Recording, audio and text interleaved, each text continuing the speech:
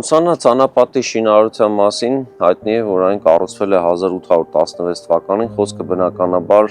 այս անապատի Սուրբ Աստվածածին եկեղեցու մասին է, եւ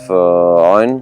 մինչև 1960-ական թվականներ պահպանել է իր գոյությունը, ճիշտ է խորհրդային շրջանում, հատկապես Արցախի տարածքի մի մասում Լեռնային Ղարաբաղի ինքնավար մարզ կոչվող կազմավորման ստեղծումից հետո, խորհրդային Ադրբեջանի կազմը ցվելուց հետո,